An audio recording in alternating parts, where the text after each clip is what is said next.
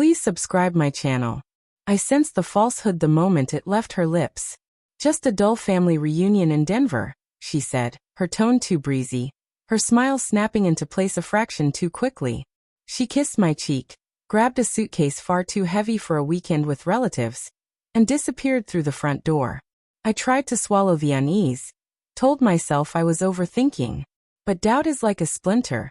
You don't feel it at first, until it burrows deep and festers. 2 hours later, nursing a glass of whiskey, I made the mistake of scrolling through Instagram.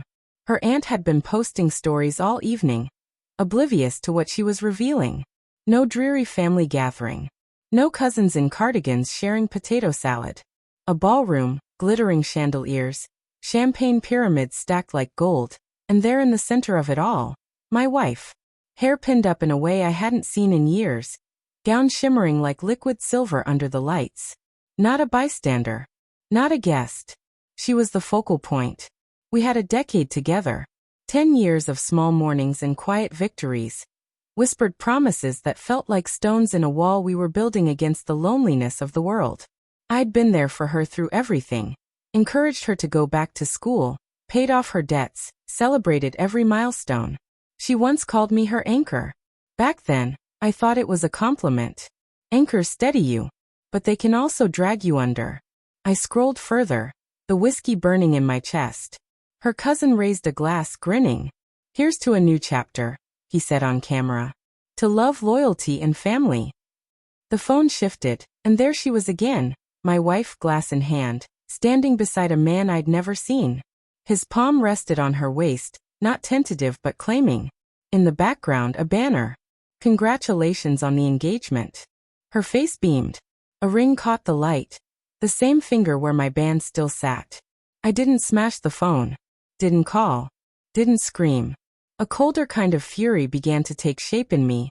A heat that doesn't burn but hardens. If they wanted a show, I would give them one. But it would be a finale no one would forget. The first act was silence. Silence makes liars bold.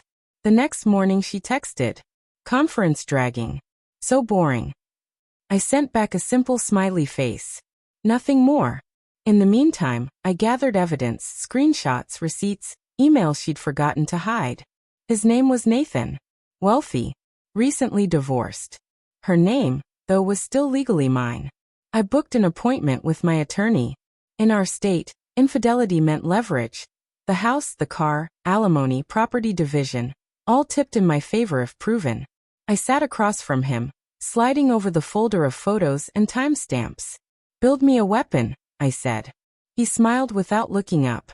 You already have. On the night of their grand celebration, I drove to Denver. 90 miles of black highway stretched ahead, my headlights carving tunnels through the dark. I parked 2 blocks from the hotel, blending into the valet chaos. Through the glass doors, I watched the crowd. Music swelled. Nathan leaned close, whispered in her ear. She laughed that laugh I used to believe belonged to me. My hands steady, I posted the photo. Not mine, hers. Her aunt's story.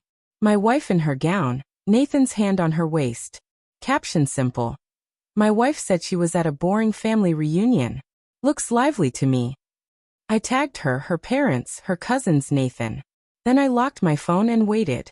The reaction moved like fire across dry grass. Inside, phones buzzed, heads turned, whispers spread. Her smile faltered. Her mother's face crumpled. Her aunt pressed a hand to her mouth. Nathan's jaw tightened as he checked his phone. He looked at her like a man realizing he'd been sold a counterfeit. She froze, her eyes finding mine through the glass doors. Of course she knew who had struck the match. I didn't flinch. I let her see me. Then I turned and walked away. 2 days later she came home, suitcase half-packed, excuses falling apart before they reached her lips. I didn't shout. I simply slid a manila folder across the kitchen table. Inside, proof, dates, photos, legal documents ready for signatures. Her face drained. You can't, she whispered.